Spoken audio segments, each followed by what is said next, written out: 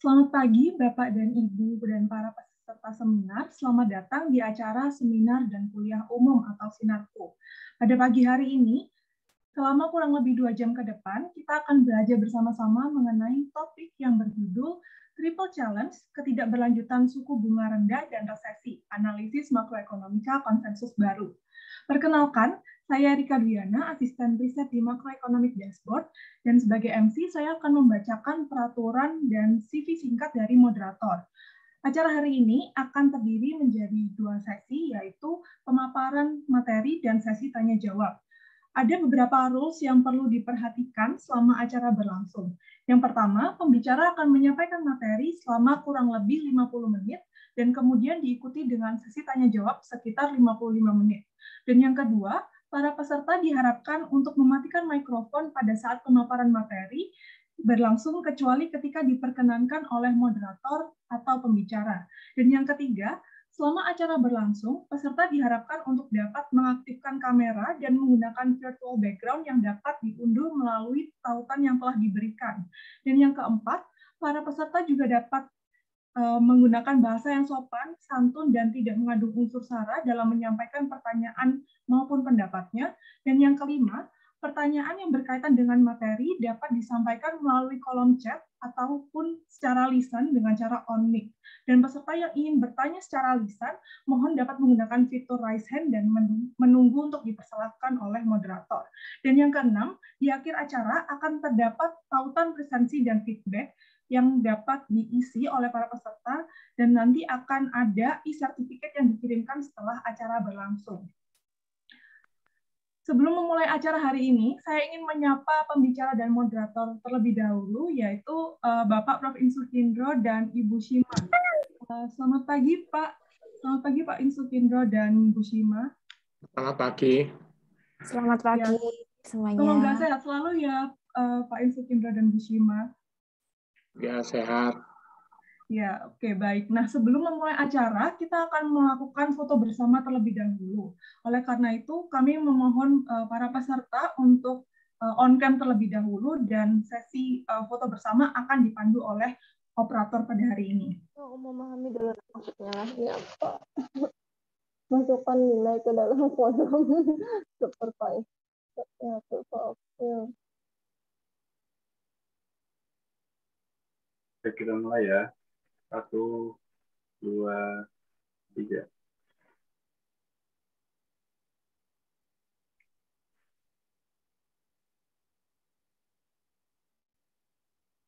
Jadi slide selanjutnya 1, 2, 3.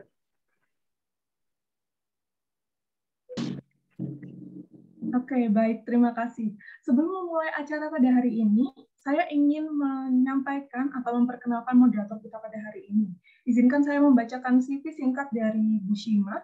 Jadi Bu Shima adalah salah satu dosen di Fakultas Ekonomika dan Bisnis UGM yang mengajar beberapa mata kuliah seperti mata kuliah Ekonomika Makro, Ekonomika Internasional, dan Statistika. Selain itu, beliau juga pernah memiliki beberapa pengalaman seperti menjadi asisten riset di Erasmus Sustainability Hub dan menjadi independent consultant di LabCorp. Dan sebelumnya Bu Shima juga meraih gelar MSc in Global Economy dari University of Glasgow, University of Barcelona, dan Erasmus University Rotterdam. Tanpa berlama-lama lagi, kami akan langsung memberikan sesi pada hari ini untuk segera dipandu oleh moderator kita, Ibu Shima. Untuk waktu dan kesempatan, kami serahkan kepada Bu Shima. Oke, thank you sekali. Terima kasih Mbak Erika untuk introduksinya. Ini acara kita meriah, tambah meriah dengan introduksi dari Mbak Erika. Baik, Assalamualaikum warahmatullahi wabarakatuh. Selamat pagi dan juga salam sejahtera untuk kita semua. Alhamdulillah kita bisa berkumpul lagi ya pada kesempatan hari ini. Selamat pagi yang terhormat Profesor Insukindro selaku pembicara pada webinar kita pada pagi hari ini. Ini kalau saya lihat dari layar Zoom saya, Prof. Ins ini tambah sehat dan segar bugar. Gimana kabarnya Pak Ins? Sehat, J? Baik. Baik, luar biasa. Nah, saya juga ingin mengucapkan selamat datang kepada yang terhormat Bapak dan Ibu dosen Fakultas Ekonomika dan Bisnis, dan juga rekan-rekan semua dari Sabang sampai Merauke yang sudah hadir di studio virtual kita di FEB UGM untuk mengikuti acara Sinarku atau seminar dan kuliah umum pada kesempatan pada hari ini. Nah, ini adalah minggu ujian di FEB UGM, dan biasanya minggu ujian itu adalah minggu yang vibrant dan juga menyenangkan. Minggu ini, Sivitas Akademik FEB tidak hanya mereview materi yang sudah dipelajari ya, melakukan pengayaan pengetahuan melalui forum-forum diskusi, ya seperti yang kita miliki pada pagi hari ini. Dan seperti biasa, to spice your exam week up, Sinarku menghadirkan diskusi akademik yang useful dan juga asyik. If you want to take a break from studying, this is definitely the best forum for you. And Pak Ins mostly has all the answers. Oke, teman-teman. Saya Shima, saya akan menjadi moderator pada pagi hari ini. Hari ini, topik Sinarku sangat aktual dan juga sangat hot sekali ya, yaitu mengenai triple challenges, ketidakberlanjutan suku bunga rendah, dan juga resesi. Analisis makroekonomika konsensus baru yang akan dipersembahkan oleh Profesor Insukendro. Seperti teman-teman ketahui, Menteri Keuangan Republik Indonesia beberapa minggu yang lalu, yakni Ibu Sri Mulyani Indrawati, menggelar konferensi pers mengenai APBN. Beliau memperingatkan adanya ancaman horor. Ancaman horor ini ada 3 atau triple challenges, yaitu inflasi yang tinggi, suku bunga yang tinggi, dan juga pertumbuhan ekonomi yang melemah. Ini adalah hal yang sangat horor dalam dunia makroekonomi, teman-teman. Dan ancaman-ancaman tersebut itu sudah mulai menggigit raksasa-raksasa ekonomi dunia seperti Jerman, Amerika Serikat, US, dan juga beberapa negara Eropa Barat yang lain. Nah, banyak sekali central bank yang sudah mencoba untuk agresif mengcounter efek dari triple horror ini tadi.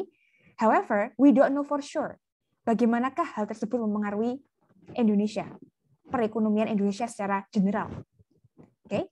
Karena saat ini efeknya sudah melebar kemana-mana, di mana inflasi beberapa negara besar itu tembus di atas angka 7%.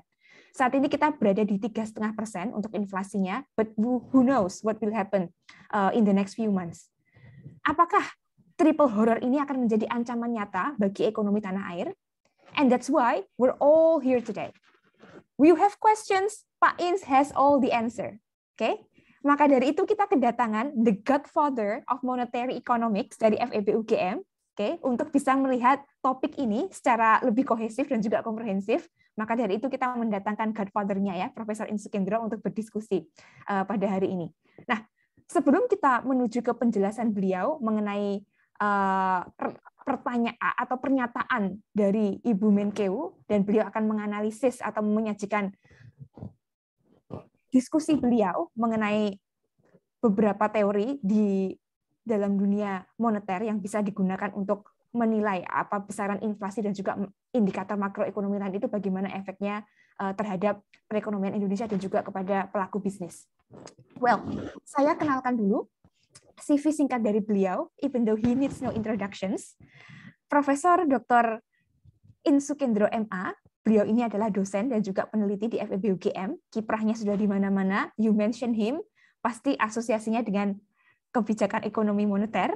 Beliau ini lulus S1 dari FEB UGM, kemudian menempuh Master of Arts atau MA di Katholieke Universiteit Leuven, Belgia, dan kemudian meraih gelar Doctor of Philosophy atau PhD dari University of Essex, ada di UK.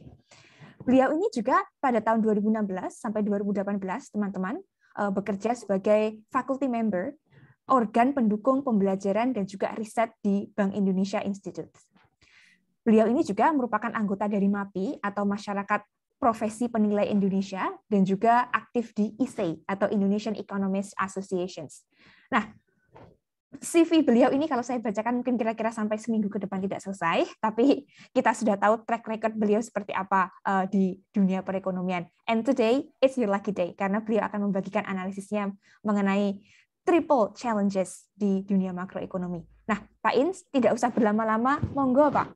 Silakan untuk diambil center stage-nya. The floor is yours. Oke, terima kasih Sima.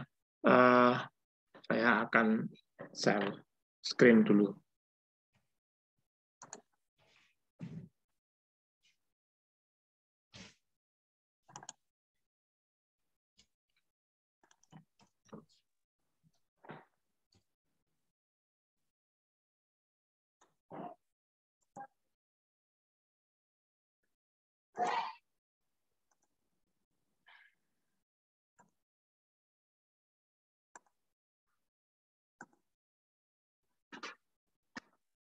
Sudah terlihat semuanya?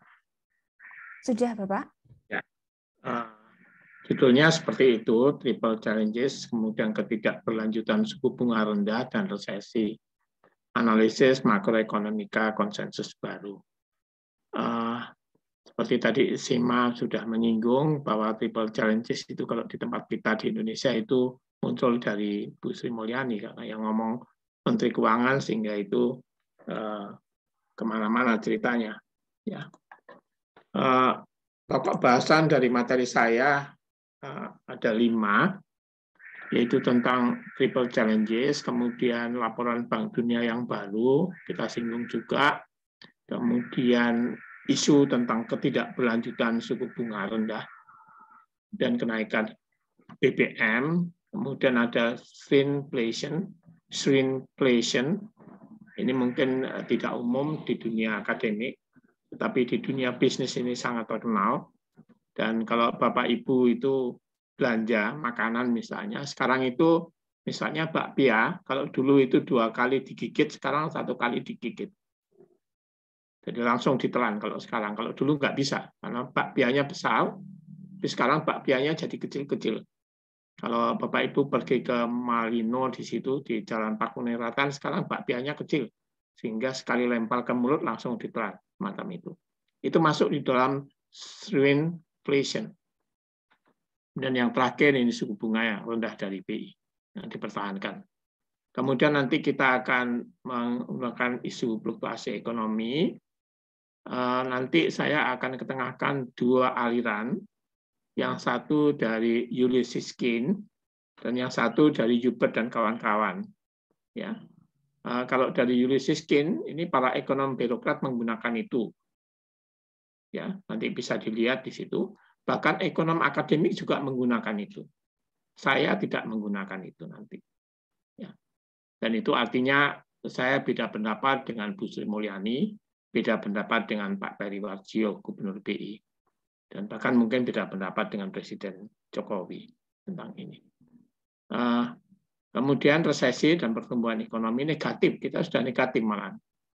Ya, jadi kalau Bu Sri Mulyani, teman-teman di BI masih menganggap kita itu adem ayem aja karena ngitung pertumbuhannya pakai YoY.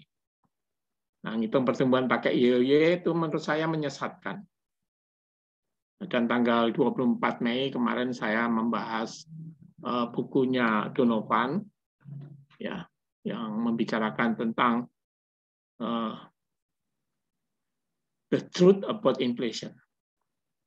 Ya, jadi kebenaran inflasi itu dari pandangan para praktisi di bidang dunia bisnis dengan praktisi para kita yang di akademisi yang mengandalkan pada indeks harga konsumen. Itu sebetulnya menyesatkan. Ya, nanti kita bahas dan saya berharap Bapak Ibu juga membaca bukunya Donovan itu. Ya. Kemarin tanggal 24 Mei Donovan itu mengetengahkan bukunya. Kebetulan saya jadi reviewer buku beliau. Itu yang hadir itu kalau saya bermain 150 ya paling banyak. Itu yang hadir 1.800 orang di webinar. Jadi meriah sekali. Di situ para praktisi di dunia keuangan dan bisnis banyak yang hadir. Dan saya nunut ikut terkenal karena mereview buku beliau lalu banyak orang tahu nama saya karena muncul di layarnya. Itu kemudian saya mengetengahkan makroekonomi konsensus baru. Saya berharap ini mempengaruhi kalau ada yang hadir ini dosen, mempengaruhi Bapak Ibu semua di dalam mengajarkan ekonomi makro. Karena ekonomi makro yang lama, yang baku itu mungkin perlu diperbarui semacam itu. Ya. Kemudian nanti dengan alat itu kita membahas apa yang terjadi dengan triple challenges, kemudian ketidakberlakuan suku bunga rendah dan resesi serta suku bunga B17 DDR itu. Ya. Dan materi ini sebetulnya sudah saya ketengahkan di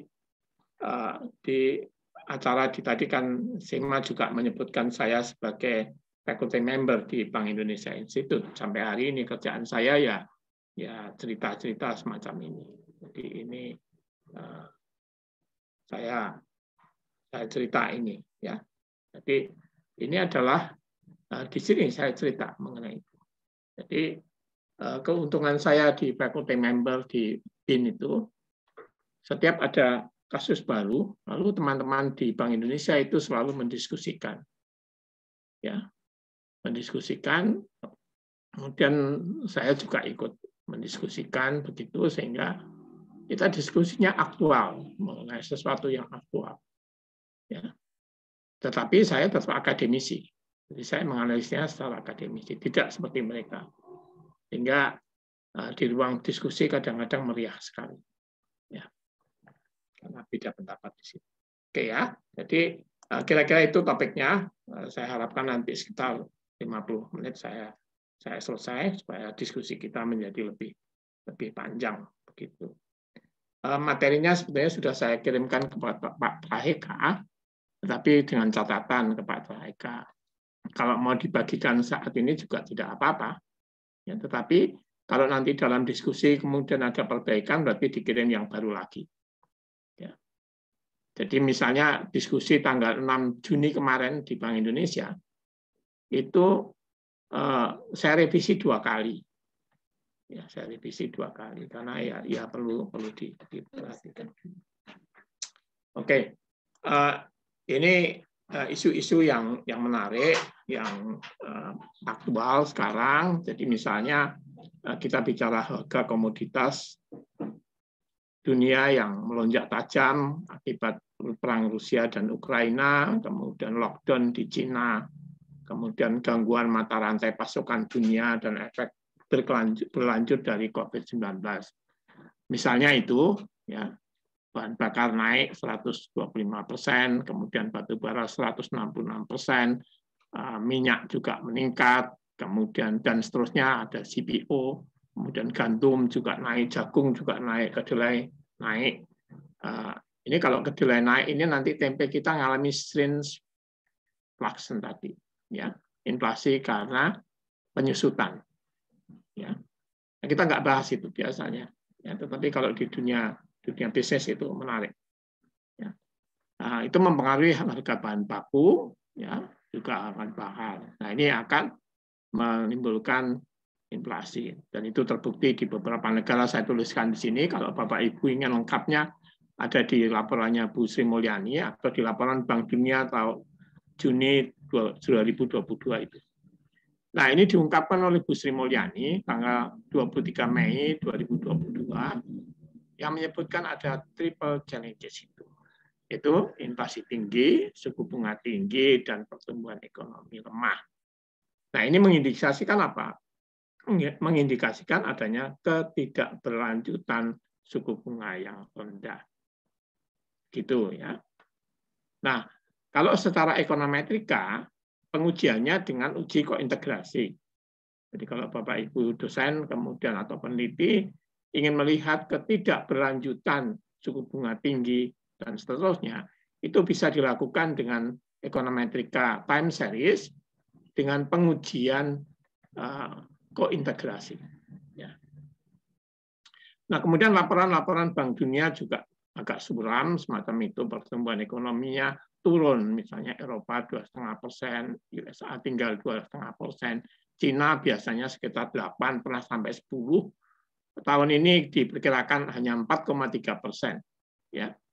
Brasil 1,5%, Rusia minus 8, Ukraina minus 45,1%. Jadi beberapa ini malah mengalami resesi. Tapi di laporan Bank Dunia kita belum mengarah ke situ, jadi dianggap ayam-ayam saja. Ya, bahkan mengatakan bahwa pertumbuhan ekonomi kuartal kemarin, kuartal 1, YoY itu 5,1. Tetapi nanti Bapak Ibu saya tunjukkan bahwa perhitungan saya, kita sudah resesi 2022 kuartal 1. Kita resesi dengan pertumbuhan negatif. Nah, kemudian Donovan mengingatkan bahwa inflasi yang dihitung dengan Consumer Price Index atau IHK tidak jarang menimbulkan kesalahan persepsi bagi konsumen. Ya, mengapa? Karena CPI itu dihitung dengan less bias, indeks less bias yang sudah dimodifikasi. Kalau di BPS begitu.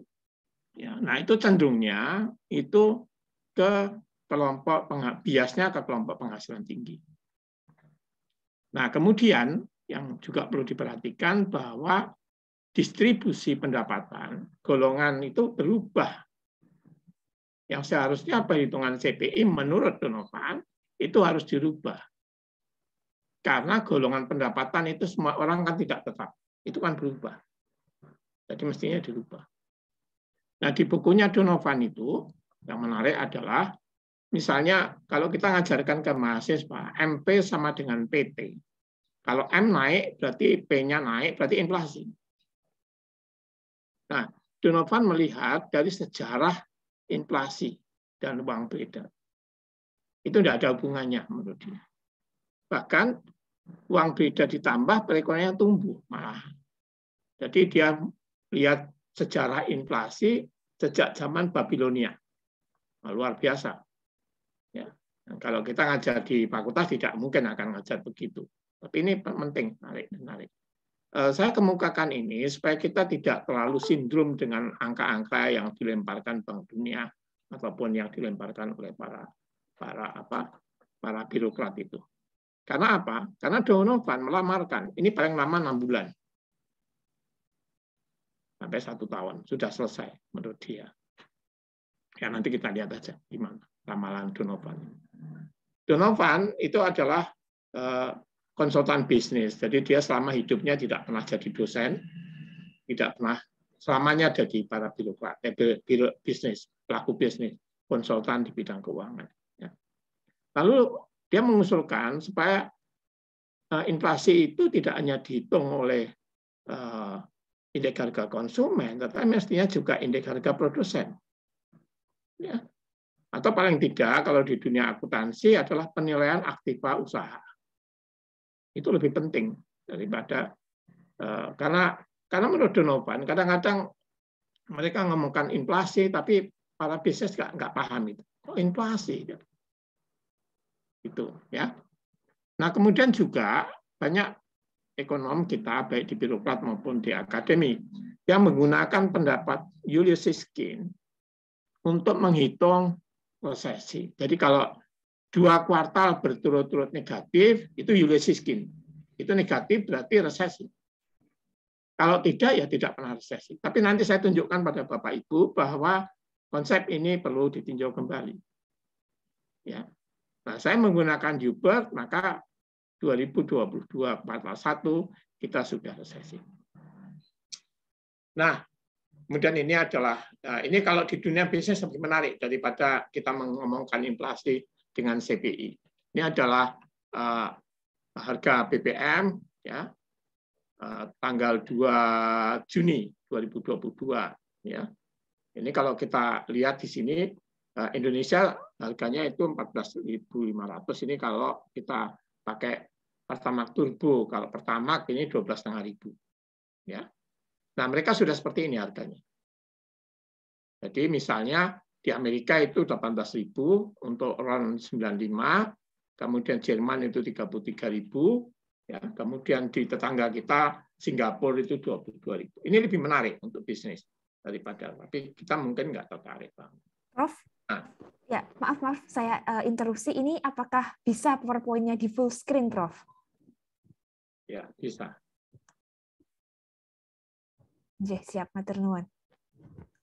Nah jadi ini contoh ya, contoh. Ini lebih menarik dalam dunia bisnis gitu ya. Ya bisnis lebih menarik. Nah, kemudian muncul ini shrinkflation ya. Inflasi karena perampingan paket. Jadi ini satu jenis inflasi di mana perusahaan mengecilkan produk dan menjual pada harga yang sama. Kita alami itu. Ya, misalnya bakso tadinya ukurannya besar, sekarang menyusut itu, harganya tidak naik, dia nggak naikkan harga. Tetapi kalau dihitung jadi kalau ingin bakso biasanya kita 1 mangkok sudah cukup, tapi sekarang kita harus beli 2 mangkok. Nah itu betulnya naikkan harga itu, ya contohnya. Tapi di dunia bisnis lebih menarik daripada Nah, ini nggak tercatat kalau di BPS nggak tercatat. Karena apa? Saya beritahu bahwa BPS itu di dalam perhitungan mengenai inflasi itu melakukan dengan menggunakan blok sampel. Ya, blok sampel. Itu surveinya di blok sampel itu. Ya. Jadi itu mesti kita harus hati-hati.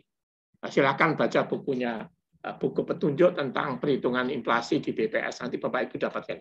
Ini bukan saya yang ngomong, tapi memang bukan saya ngomong, bukan pendapat saya, tapi itu BPS seperti itu. Ya.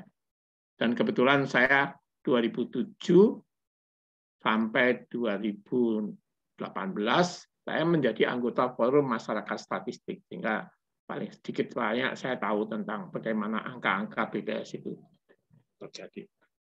Nah, ini perampingan ini karena ini, ya. Jadi misalnya saja ya, misalnya minyak, tadinya isinya 1,5 liter, diturunkan jadi 1/4 liter, ya. Jadi tadinya 1,5 liter diturunkan jadi 1/4 liter, turun 1/4 liter. Kita nggak perhatian sekali, harganya sama. Nah, ini perlu dianukan. Ya, jadi kemudian ini adalah uraian tentang itu. Nah, ini adalah tanggal 24 Mei, tadi 23 Mei itu Bu Sri Mulyani, tanggal 24 Mei itu Pak Parjio.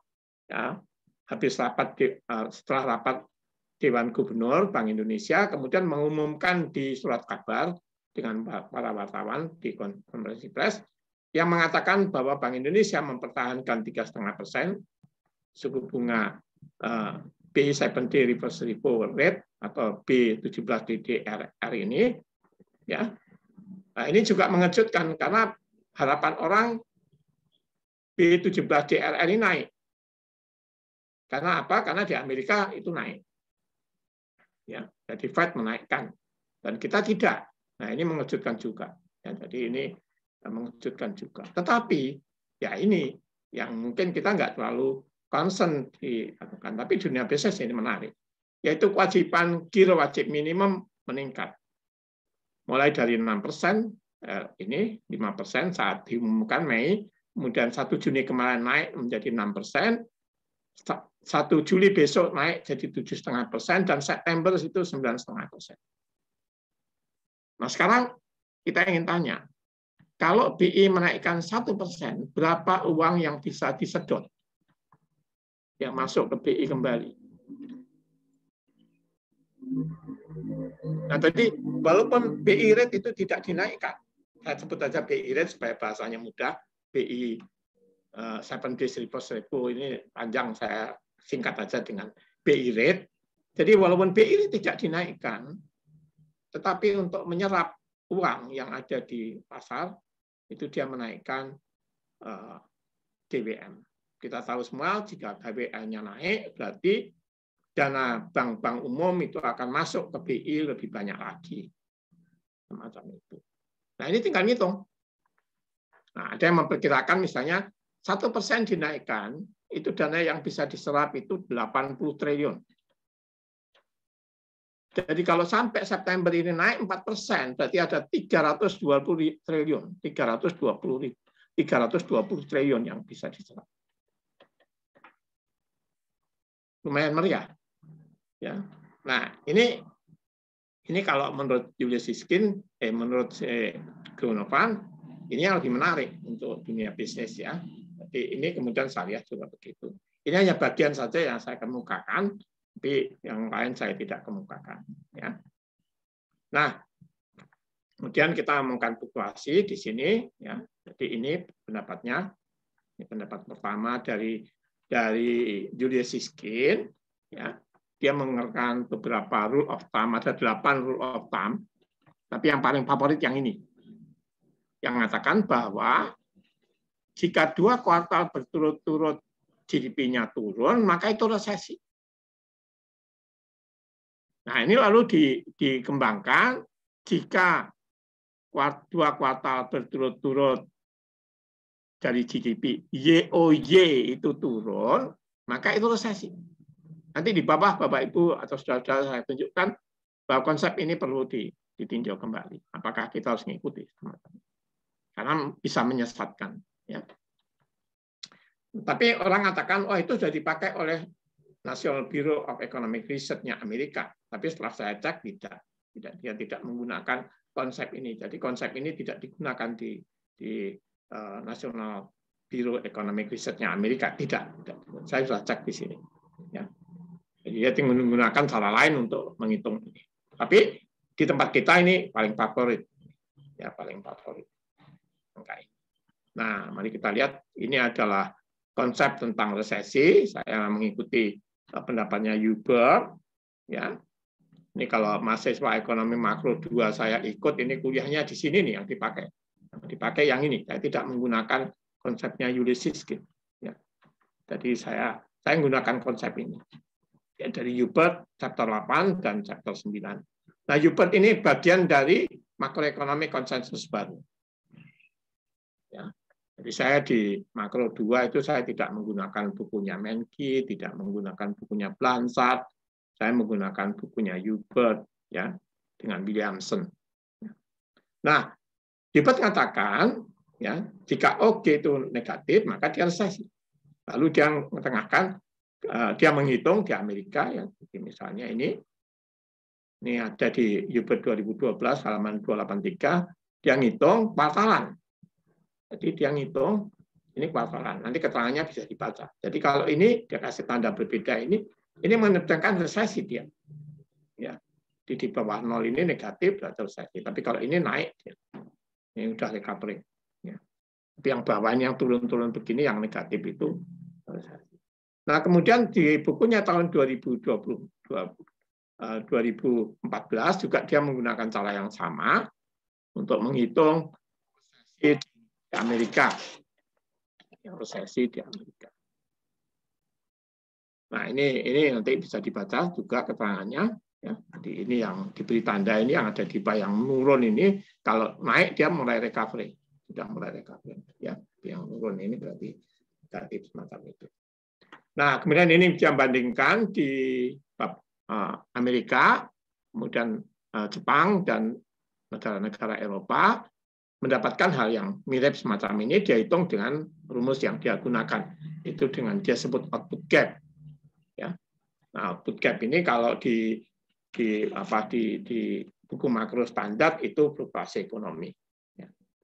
Nah, kemudian ini saya mengikuti pendapatan Hubert, tetapi karena Y potensial itu tidak bisa tidak ada datanya, kemudian saya menggunakan ini expected Y potensial itu, ya. Jadi kita dapatkan ini, lalu kita mengikuti konsepnya Hubert itu negatif, resesi berarti positif itu ekspansi. Nah, kemudian di pertumbuhan ekonomi, Bapak Ibu sudah tahu di situ, ya. Jadi pertumbuhan ekonomi bisa positif, bisa negatif. Ya, kalau berkelanjutan negatifnya berarti mengalami kemunduran. Ya. Jadi secara umum pertumbuhan ekonomi bisa negatif, fluktuasi ekonomi bisa negatif, atau sebaliknya. Ini pertumbuhan ekonomi positif, fluktuasi ekonominya negatif. Nah, kemudian ini saya tunjukkan di situ, ya, data ini di Indonesia dari 2019. Kuartal 1, tapi saya menghitungnya dari 2010. Ya, data yang digunakan itu dari 2010 kuartal 1, cuman yang ditampilkan ini hanya 2019, tapi data yang digunakan untuk mengestimate itu saya menggunakan data yang digunakan ini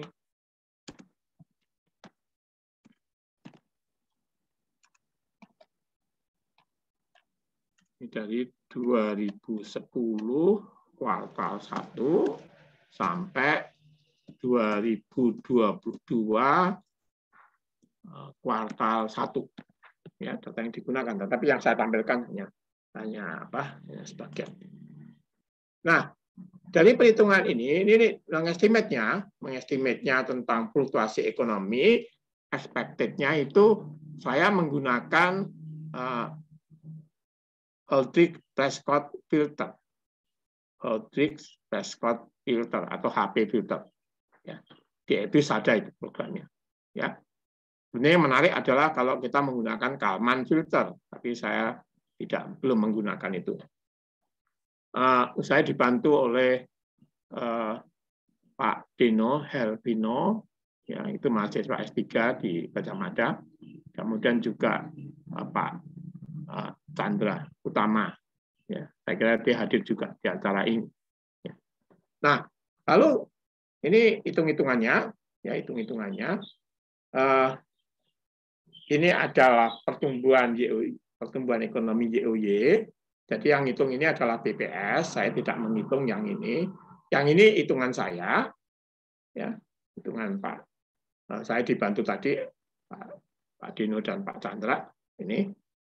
Lalu ini inflasi, ya, ini ada hitungan BPS gitu. Ini hitungan BPS. Ya. Ini juga hitungan BPS, YOY ini BPS, kemudian Q2Q ini juga BPS.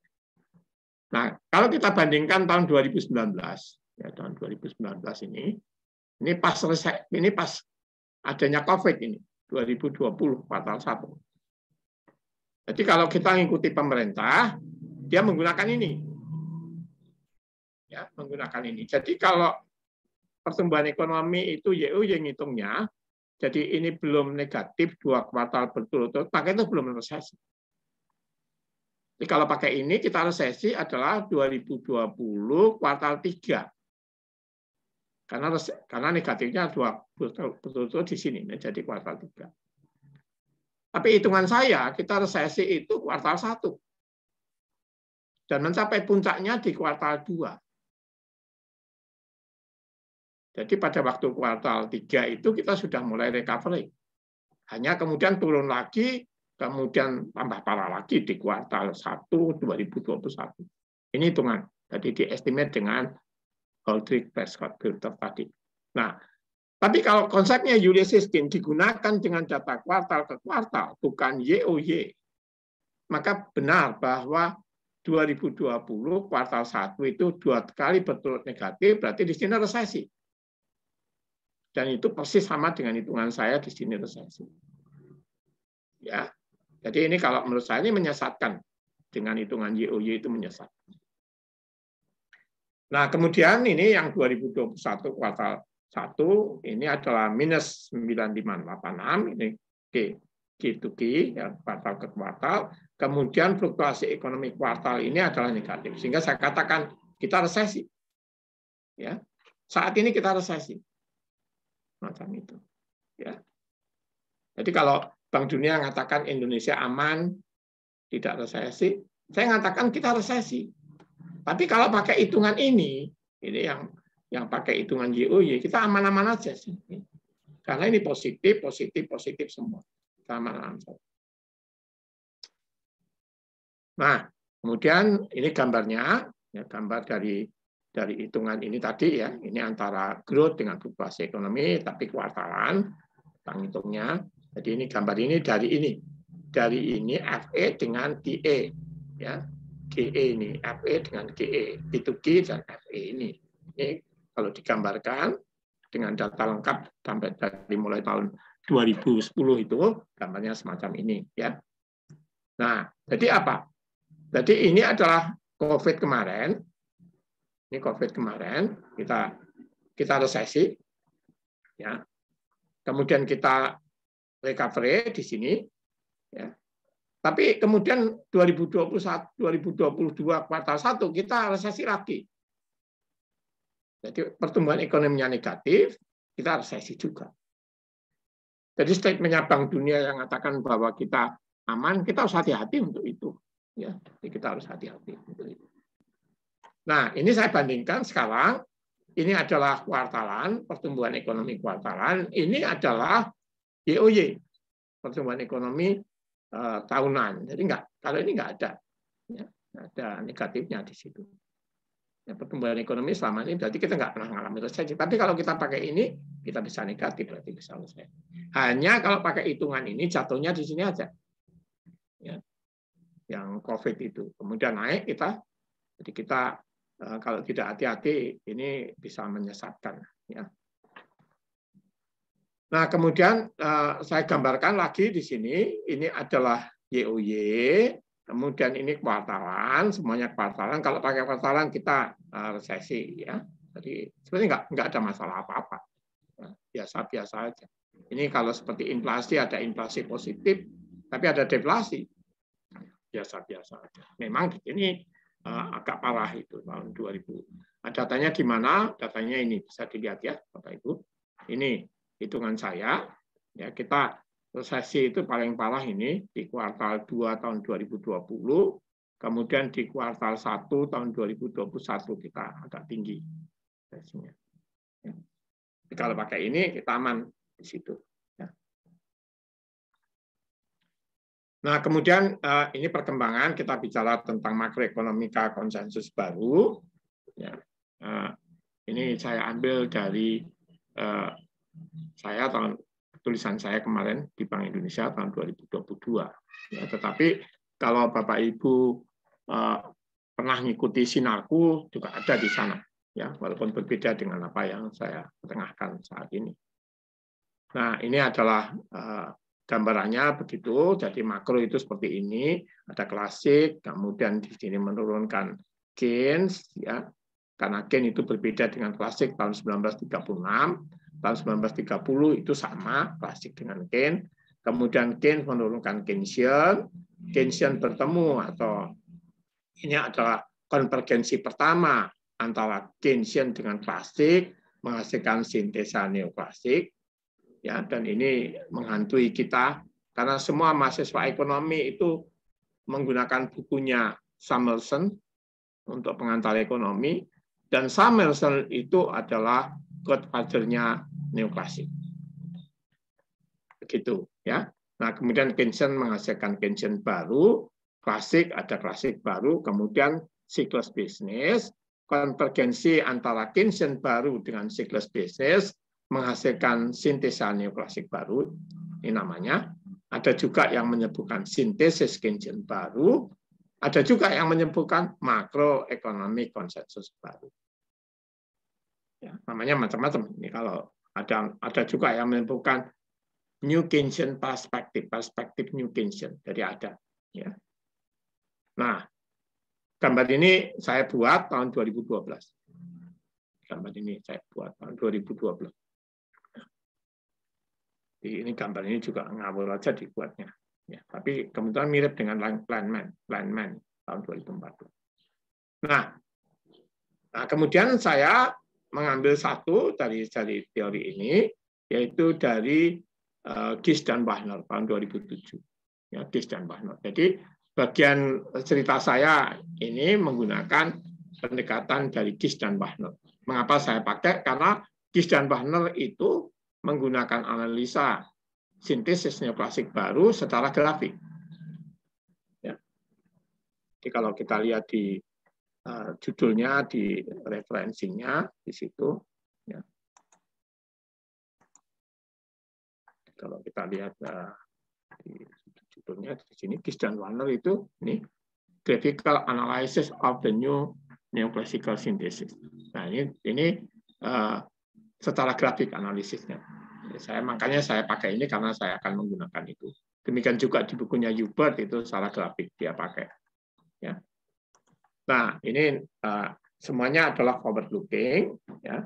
Jadi kurva penyelesaian inflasi atau kurva Philip kalau kita kenal ini semuanya forward looking. Kemudian ada kurva keseimbangan di pasar uang atau kurva MP. Ini juga forward looking. Lalu ini gambarannya model dia semacam ini. Ya, tapi ini untuk perekonomian tertutup. Ya, jadi Gies dan Wagner itu contohnya untuk perekonomian tertutup. Gambarnya semacam ini. Ya, jadi ini ada IS, ada MP. Kemudian dia menurunkan IS MP itu menghasilkan aggregate demand. Kemudian ini adalah kurva Philip atau kurva aggregate supply. Ini adalah dari bukunya Gies dan Wagner. Nah, kemudian saya rubah. Nah, ini modifikasi yang saya lakukan. Berarti sumbunya saya geser, sumbu R ini ke kanan di sini. Ya, jadi ini sumbu ini digeser ke kanan sehingga ini negatif, ya, ini positif. Jadi di kanan dari Y sama dengan YP ini positif, di kiri dari YP ini negatif. Nah, di bukunya U-Bird, kalau positif itu ekspansi, kalau negatif itu resesi. Ya. Jadi ini juga begitu. Jadi di sebelah kanan ini adalah ekspansi, di sebelah kiri itu resesi. Nah, di garis tengah ini tidak ada resesi, tidak ada ekspansi. Gitu. Sehingga ini adalah fluktuasi ekonomi. Ya. Nah, kemudian bagaimana menurunkan itu? Ini sekedar mengingatkan Bapak Ibu semuanya. Ini adalah Keynesian cross, ya, menggunakan Keynesian cross. Jadi dasarnya adalah Keynesian. Nah, kalau dasarnya Keynesian, maka Bapak Ibu harus tahu anggapan dasar di Keynesian itu harga konstan. Ya, nah ini harga konstan. Nah, kalau Bapak Ibu ingin analisis harga yang tidak konstan, ada caranya sendiri. Jadi ini nanti PY, bukan Y. Jadi kalau di Keynesian, Y ini apa? Ya macam-macam. Ya, tapi mereka tidak memperhatikan di situ. Demikian juga ini suku bunga. Suku bunga ini juga diharapkan dari harga yang konstan. Sehingga ini bisa suku bunga nominal, bisa suku bunga real. Silakan Bapak Ibu lihat bukunya Menke. Menke itu New Keynesian. Lalu Bapak Ibu lihat bukunya Don Bush dan Fisher. Itu sumbunya berbeda. Yang Menke atau Blanchard itu menggunakan sumbu suku bunga real, tapi di bukunya Don Bush dan Fisher itu menggunakan suku bunga nominal. Nah, ini dipengaruhi. Jadi ini adalah mengapa ini negara kecil, karena MPC-nya mendekati 0. Ya. Mendekati 1, maaf, mendekati 1. Ya. Kalau negara maju, MPC-nya mendekati 0, sehingga slope-nya berbeda. Lalu kalau digambarkan ketemunya ini. Berarti ini IS, negara yang terbuka dengan negara kecil, kalau ini negara besar. Ya. Sayangnya di banyak buku banyak menggunakan ini, padahal cerita di negara masing-masing, tetapi dia menggunakan ini. Padahal kalau dilihat MPC-nya enggak cocok, karena ini matematika. Nah, kemudian kita geser sumbunya, jadi ini kita geser ya. Kalau ini masih pakai Y, kemudian kita ganti dengan Y. Y tail ini ada Y hat. Kalau Y hat berarti ini adalah output gap di bukunya U-Bird atau fluktuasi ekonomi. Ya, jadi kalau positif berarti ekspansi, kalau negatif resesi. Nah, saya mengusulkan juga pakai ini, pakai output gap yang kita kenal di ekonomi makro. Ya, kalau positif berarti bad news, good news. Kalau negatif berarti bad news. Jadi kita bisa menganalisis, misalnya berita dari Bu Sri Mulyani itu berita baik atau berita buruk. Nah, kita kalau mengatakan itu berita buruk, mari kita juga bisa menganalisis itu. Nah, kemudian ini adalah kurva MP, keseimbangan di pasar uang, yang kebijakan moneternya adalah suku bunga. Ya, kurva NP adalah kurva keseimbangan di pasar uang yang sasaran kebijakan moneternya adalah suku bunga. Kalau kurva LM adalah keseimbangan di pasar uang yang sasaran kebijakan moneternya uang beredar. Nah, kemudian ini penurunan permintaan agregat, tetapi menggunakan konsep yang baru, di mana di sini adalah fluktuasi ekonomi. Nah, ini hanya yang berikutnya, ini hanya menunjukkan bahwa aggregate supply itu adalah kurva Phillips, ya, untuk menunjukkan di situ. Ya. Nah, kemudian kita punya aggregate demand, aggregate supply yang macam-macam di situ. Ya. Tadi ini adalah orthodox Keynes. Ya. Ini Bapak Ibu bisa membaca kalau mau di bukunya Out and Out tahun 1977. Ya, mengenai gambar bahwa Keynesian yang ortodok itu aggregate supply-nya horizontal, itu ada di bukunya Out and Out tahun 1977, buku lama tapi saya masih menyimpan itu buku itu. Ya. Nah, kemudian ini long run aggregate supply. Ya, kemudian aliran-aliran makro itu terletak di antara dua, mau dekat dengan klasik. Kalian kenal di sini ada klasik baru, ada neoklasik.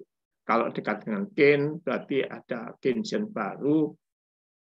Ya, hanya Keynesian baru. Ya, kemudian ada yang makroekonomi konsensus itu, tergantung dekat sana berarti sintesis neoklasik baru, ini ada di antara dua ini.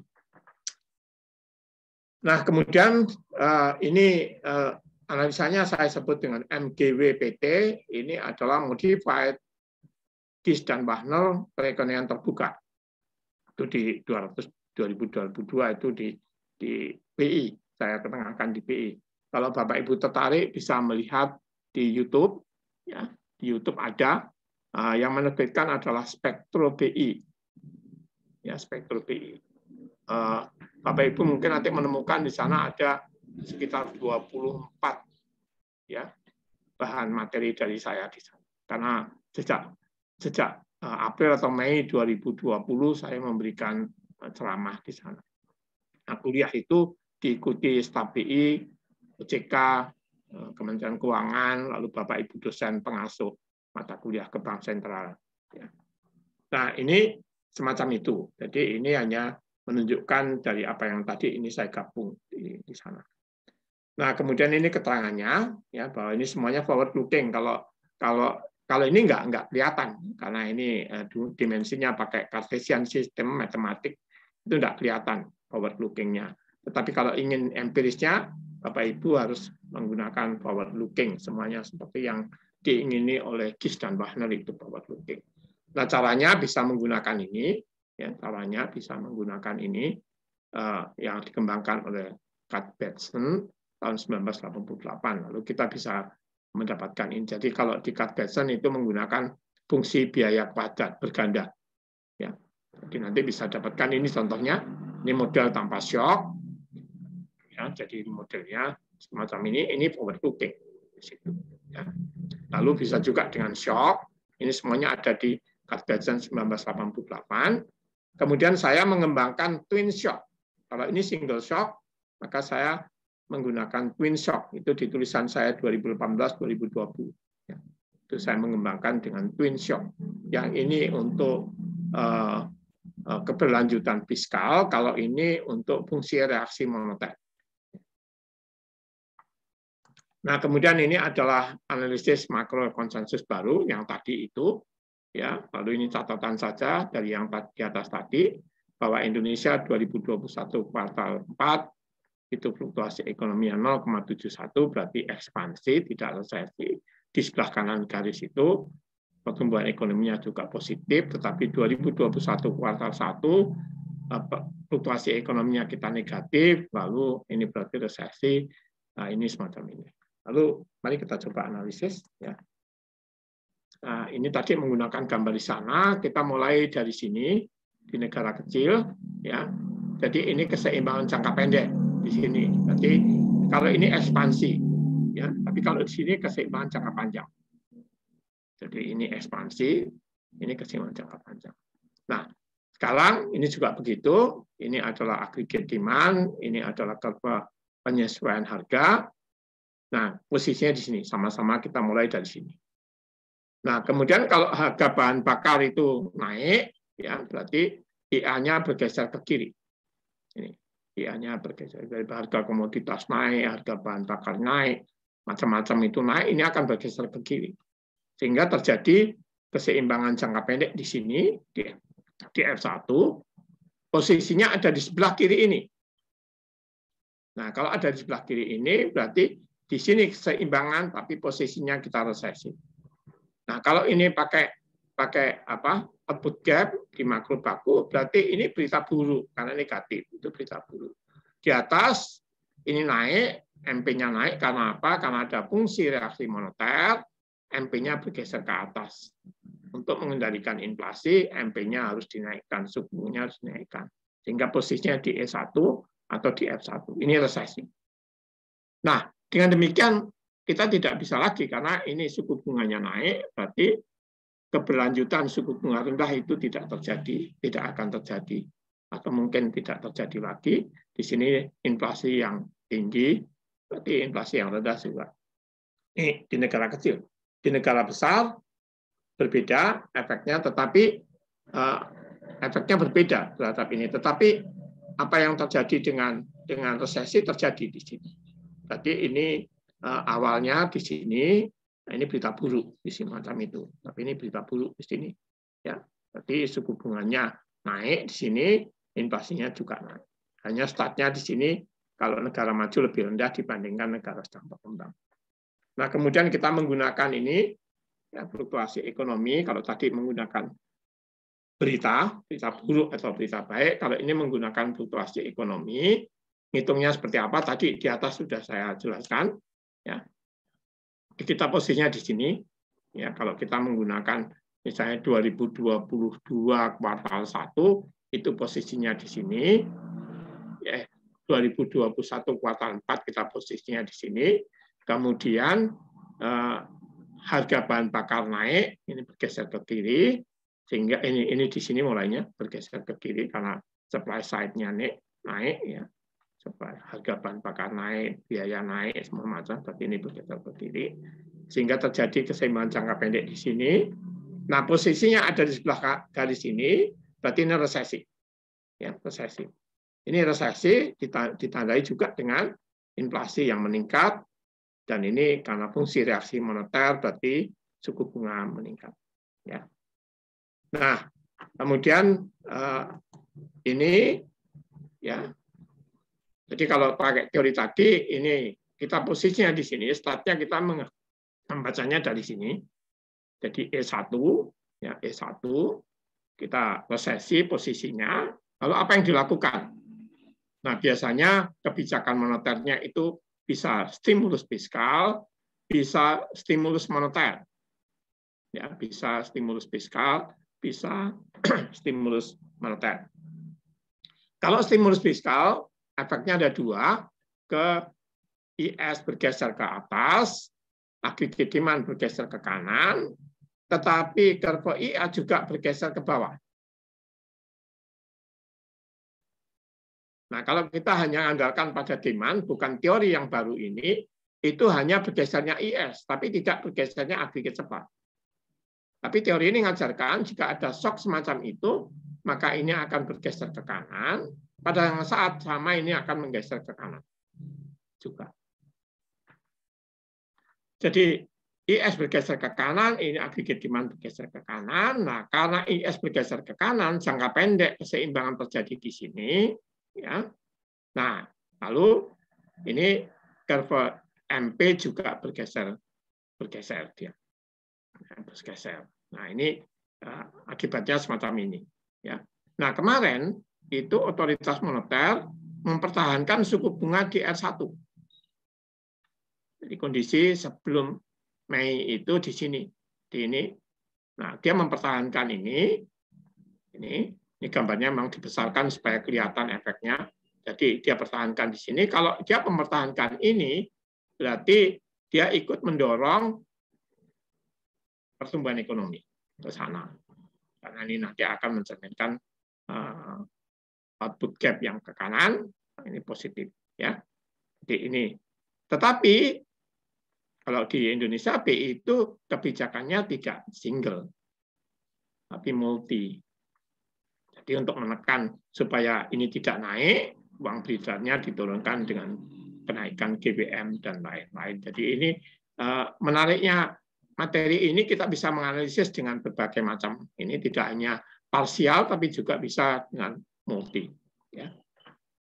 Nah, dan ini bagaimana pengaruhnya terhadap net capital inflow, ya, net capital per YP, per potensial GDP, macam itu. Ya. Lalu bagaimana pengaruhnya terhadap kurs, macam ini. Ya.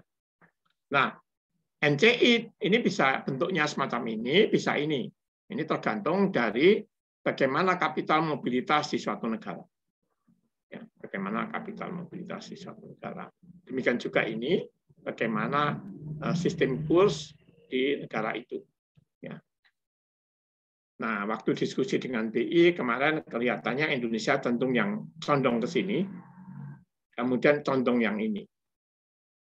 Ya. Jadi condong yang ini. Jadi hubungan antara net capital inflow dengan suku bunga dalam negeri itu inelastis, kemudian yang ini juga inelastis. Jadi kapital bisa masuk di negara kita, tetapi dipengaruhi variabel lain sehingga bentuknya semacam ini. Nah, jadi kita lihat sekarang kalau ini di sini, ya, berarti capital mobilitas di tempat kita, net capital inflow itu semacam tergantung dari sistemnya. Jadi kalau sistemnya kita menggunakan cenderung ke sini, maka pengaruhnya kecil dibandingkan kalau lebih elastis. Demikian juga ini pengaruhnya kecil dibandingkan kalau dia lebih elastis. Nah, jadi simpulan yang kita buat sementara adalah kita sudah resesi, ya, lalu akan cenderung kalau bahan bakar dan lain-lain naik itu dari sisi usaha akan menaikkan, akan mendorong kenaikan harga dan inflasi. Caranya ada dua, dia naikkan harga atau menggunakan strain inflation tadi, strain inflation, ya, inflasi penyusutan, gitu, ya. Jadi suku bunga cenderung juga akan naik di situ, kemudian nah ini bisa dianalisis gunakan untuk negara ini, negara kecil, bisa juga di negara maju, negara besar seperti yang ada di sini, ya, tapi tidak saya lakukan. Jadi Bapak Ibu bisa menggunakan model ini, bisa menggunakan model ini kalau ini negara besar, ya. Sehingga itu, ya, berarti itu akan mendorong, akan berpengaruh terhadap pertumbuhan ekonomi, akan berpengaruh kepada, kalau ingin lengkap lagi, saya tambahkan di sini ya, gambar lagi satu di situ. Berarti ini pertumbuhan ekonomi, di sini inflasi. Jadi kita bisa membuat 6 gambar dalam analisis itu. Satu gambar ini untuk analisis macam-macam. Misalnya kalau satu saya tambahkan sini hubungan antara inflasi dengan pertumbuhan, bagaimana pengaruh ini terhadap pertumbuhan dan seterusnya. Begitu. Begitu Sema, ceramah saya. Baik, luar biasa sekali. Terima kasih untuk pemaparannya. Ini adalah the godfather of Indonesian Monetary Economics. Bapak dan Ibu, mari kita berikan tepuk tangan virtual yang meriah sekali untuk Pak Insukendro dengan menggunakan reaction button yang ada di Zoom. Nah, baik, ini karena pemaparannya sudah selesai, saya akan mengundang audiens semua sekalian yang ada di sini untuk mengajukan pertanyaannya kepada Prof. Insukendro. Mumpung godfather-nya ada di sini, jadi seluruh rasa penasaran Bapak dan Ibu semua bisa diobati. Baik. Nah, ini sudah ada beberapa pertanyaan yang masuk, Prof. Ini ada di comment box. Yang pertama ini adalah dari Pak Ditya. Jadi saya mengundang pertama 3 pertanyaan dulu, itu bisa menggunakan kolom comment box, bisa juga menggunakan fitur raise hand, dan kemudian nanti akan saya persilahkan untuk mengajukan pertanyaannya. Monggo, Bapak dan Ibu. Baik, ini siap dijawab pertanyaan pertama dulu, Prof? Mau sekali 3 ya nggak apa-apa. Oke, monggo, silakan Bapak dan Ibu untuk menggunakan fitur raise hand. Bisa juga menggunakan fitur kolom tanya jawab yang ada di samping kanan bagian bawah dari Zoom.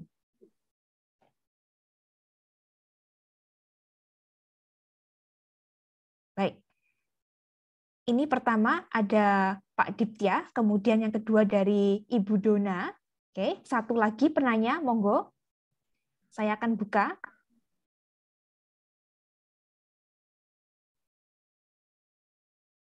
Baik, ini kita tampung dulu Pak Prof. Ada 2 pertanyaan, ini cukup komprehensif.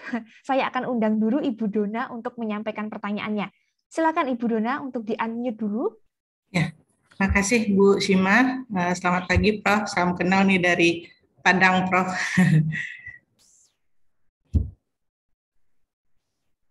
Wah, luar biasa, ini dari Sabang sampai Merauke ada di Padang. Iya. Baik, monggo. Silakan. Baik, Prof. Pertanyaan saya mungkin cukup sederhana aja, Prof. Tapi mungkin mudah-mudahan relevan dengan kondisi Indonesia sekarang ini. Tadi Prof menerangkan ada 2 stimulus, ya Prof, ada stimulus fiskal dan stimulus moneter yang bisa dilakukan. Nah, dengan kondisi kita yang sekarang ini, menurut Prof lebih kemana nih Pak Prof sebaiknya Prof dengan kondisi perekonomian kita yang sekarang ini, Prof? Apakah lebih diarahkan ke stimulus fiskal atau ke stimulus moneter, Prof? Demikian, Prof. Terima kasih.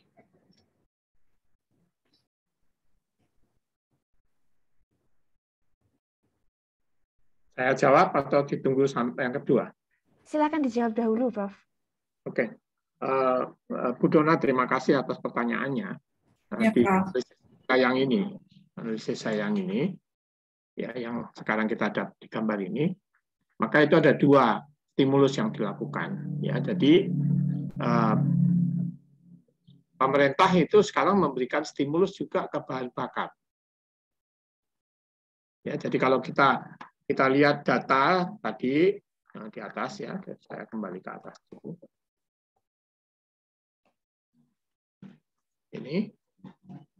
Ini adalah harga yang terjadi di negara tetangga. Jadi ini bisa membuat reference untuk apa yang disebut dengan harga keekonomian. Harga keekonomian. Jadi sekarang yang kita hadapi adalah ini, walaupun kita memberikan Pertamax Turbo, itu kan harga tidak disubsidi katanya. Tapi kalau kita lihat ini, pemerintah melakukan subsidi. Dan jumlahnya cukup banyak, kalau tidak salah saya untuk subsidi bahan bakar ini bermacam-macam itu sekitar 350 triliun. Ya, itu hanya dalam dua tahun terakhir ini. Ya, sejak krisis Rusia sampai sekarang itu cukup banyak yang diberikan. Karena apa? Karena Pak Jokowi ingin mempertahankan itu dan statement dia begitu. Nah, itu berarti kan memberikan stimulus semacam itu, ya. Nah, kemudian di sisi moneter, BI mempertahankan suku bunga. Nah, ini anomali dari teori. Karena kalau inflasi diperkirakan naik, maka BI akan menaikkan suku bunga. Nah, kalau dia tidak menaikkan suku bunga, berarti dia memberikan stimulus. Hanya BI menggunakan dua cara. Dia tidak menaikkan suku bunga, berarti mengurangi moral hazard, karena kalau orang ngomongkan naik suku bunga itu nanti perbankan langsung naikkan pinjaman dan seterusnya. Tapi kalau pakai GBM itu kan internal antara BI dengan bank umum, jadi nggak kelihatan karena masyarakat juga nggak. Tapi kalau suku bunga dinaikkan langsung itu.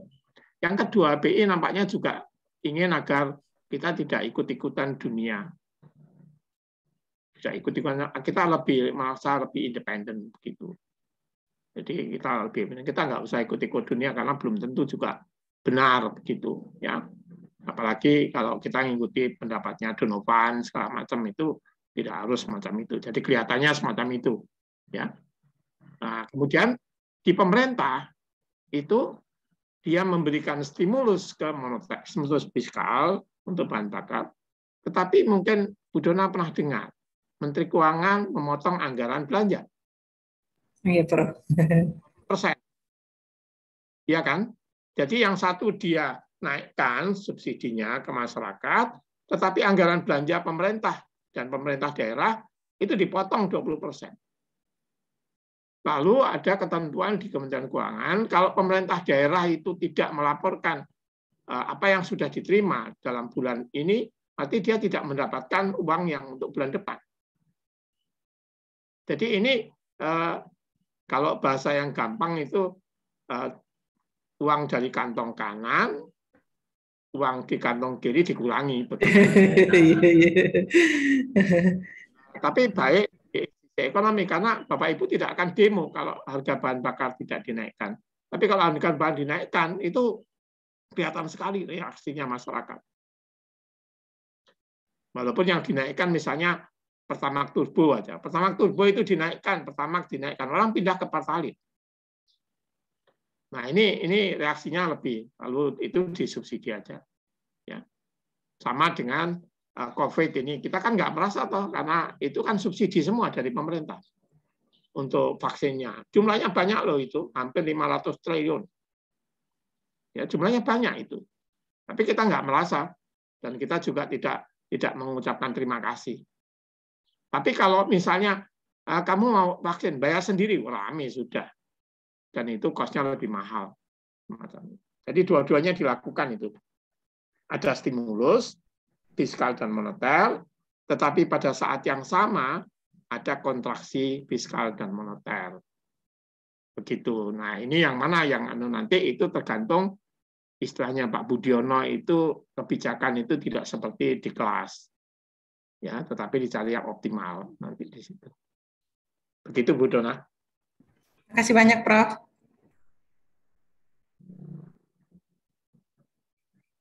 Baik, siap. Terima kasih untuk pemaparannya, Prof. Insukendro, dan juga terima kasih untuk pertanyaannya Bu Dona. Ini sudah dijawab secara kohesif dan komprehensif ya, mulai dari A sampai Z oleh beliau.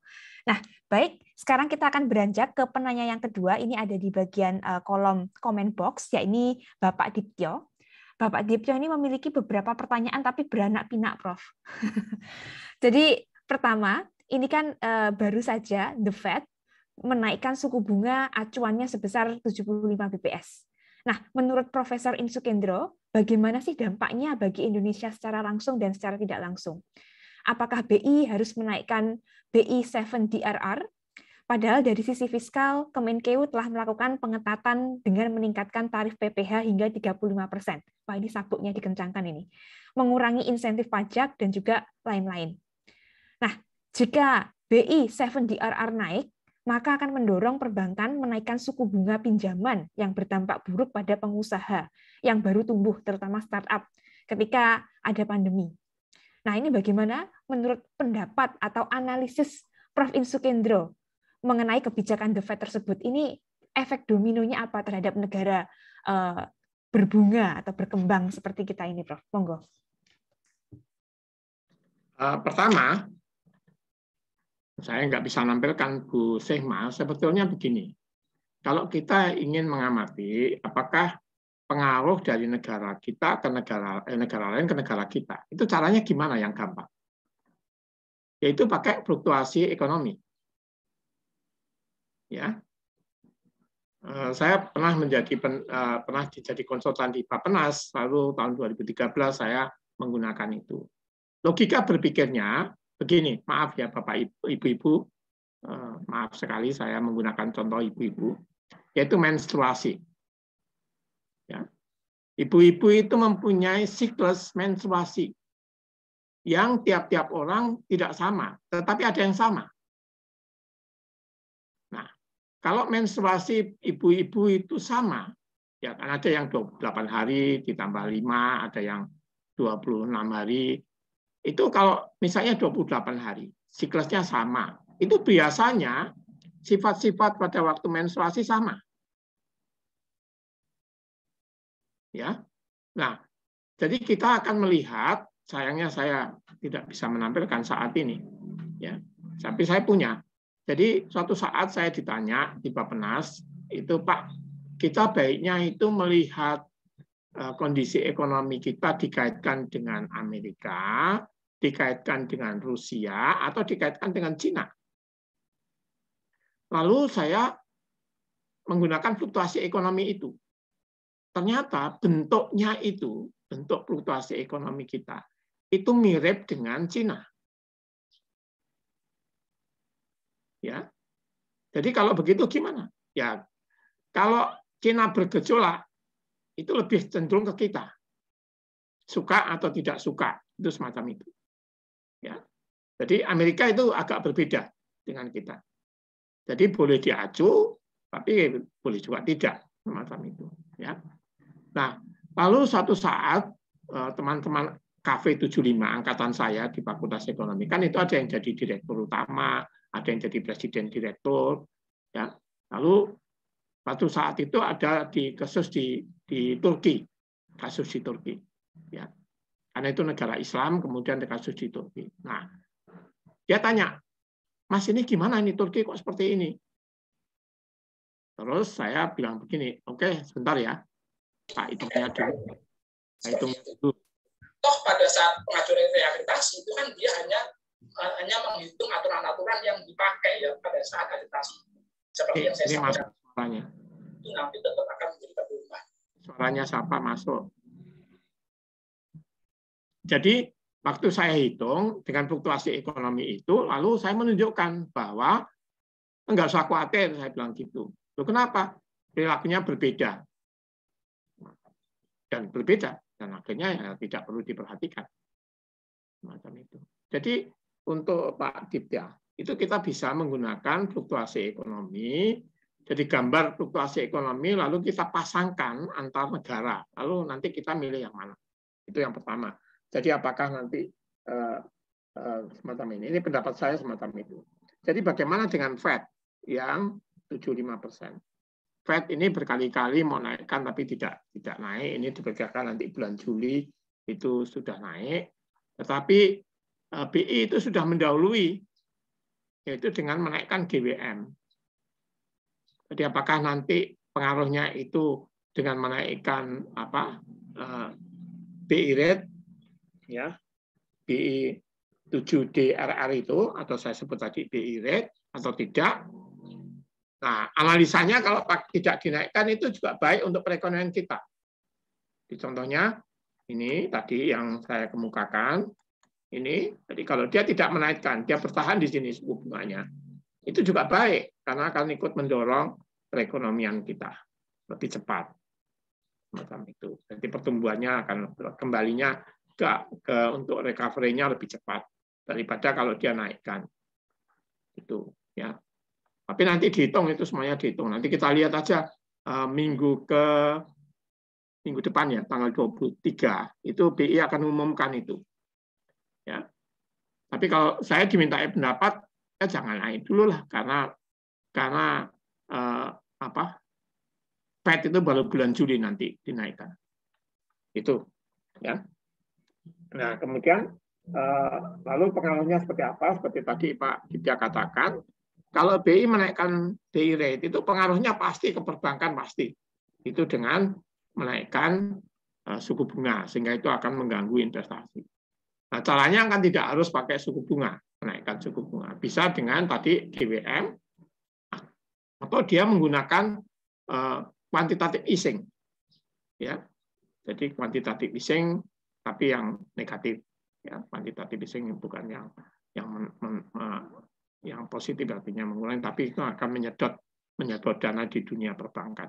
Jadi caranya semacam itu. Begitu, Sema. Baik, siap. Terima kasih Prof untuk penjelasannya. Ini semoga menjawab ya Pak Dityo untuk penjelasan dari Profesor Insukendro. Baik. Nah, ini kita akan beranjak ke pertanyaan yang ketiga, yaitu dari Bapak Raihan. Ini ada di comment box, Prof. Ini beliau membaca buku dari Stiglitz, yaitu Beyond GDP, Measuring What Counts for Economic and Social Performance. Dan di situ ada penjelasan mengenai kondisi pembangunan yang harus dimasukkan ke dalam perhitungan kita. Nah, hal ini hampir tidak pernah dilakukan di negara berkembang, Prof. Begitu kata Mas Raihan, Pak Raihan. Nah, apakah mungkin BI ini tetap menjaga BI rate dikarenakan bukan hanya karena memperhitungkan kondisi resesi ya, tetapi juga memperhitungkan kondisi orang-orang kurang mampu yang contohnya sedang menghadapi kendala untuk mengakses kebutuhan pangan misalnya. Monggo, Prof. Oke. GDP ya, itu tadi kata-kata Stiglitz mengenai itu yang tadi Pak Rehan katakan, itu tidak bisa diterapkan untuk semua negara. Ya. Karena apa? Karena Indonesia itu sudah merubah perhitungan GDP-nya juga. Jadi kalau Pak Rehan ingin tahu, sejak Agustus 2015, Indonesia itu menggunakan 3 pendekatan untuk menghitung GDP. Pendekatan yang pertama adalah dari produksi, pendekatan yang kedua dari pengeluaran, pendekatan yang ketiga dari pendapatan. Ya, itu BPS melakukan itu. Ya. Nah, jadi kalau kita menggunakan GDP, itu hitungannya BPS. Ya, hitungannya BPS. Memang sekarang kita sudah berubah. Jadi misalnya kalau dari pendekatan produksi kita sudah berubah dari 9 sektor ekonomi menjadi 17 sektor ekonomi. Jadi lebih banyak yang di-cover tentang itu. Lalu BPS itu sekarang juga sudah mulai menggunakan ekonomika properti yang belum dikenal di Fakultas Ekonomi di seluruh Indonesia. Termasuk di Fakultas Ekonomi Gadjah Mada, kecuali saya teriak-teriak mengenai itu. Ya. Jadi kalau pakai ekonomika properti berarti penilaian itu penting. bukan hanya menggunakan data akuntansi, tetapi juga menggunakan penilaian. Dan itu kalau di Fakultas Ekonomi kita punya MEP yang ada mengenai penilaian properti segala macam semacam itu. Ya. Jadi ini penting. Jadi itu yang jadi kalau kita misalnya GDP-nya ya Strigis katakan begitu ya silakan aja. Kalau diterapkan di Indonesia lebih maju dibandingkan negara lain dalam perhitungan GDP. Kelemahannya ada, ya, kelemahannya juga ada, yaitu tentang bagaimana melakukan penilaian. Misalnya, Bapak Ibu bayangkan itu, ya, bagaimana kita menilai, misalnya di sektor pertanian, menilai perkebunan, bagaimana caranya menilai? Nah, kalau hanya lulusan Fakultas Ekonomi dimanapun, nggak akan bisa. Karena penilaian itu ada caranya sendiri menghitungnya.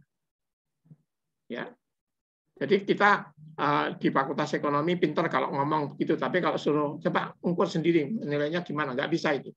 Ngomong pinter, gitu. Tapi enggak, dalam prakteknya nggak semudah itu. Ya, besok tanggal 18 saya akan cerita tentang sejarah penilaian di Indonesia. Penilaian ekonomi di Indonesia ya dengan Pak Hamid. Nanti Pak Hamid akan jelaskan lebih lengkap. Silakan kalau Bapak Ibu ingin melihat cerita semacam itu. Kita itu baru mengenal penilaian itu tahun 1995 di Fakultas Ekonomi. Bahkan sampai sekarang banyak dosen atau asisten yang belum tahu itu tentang penilaian itu apa. Ya. Nah, jadi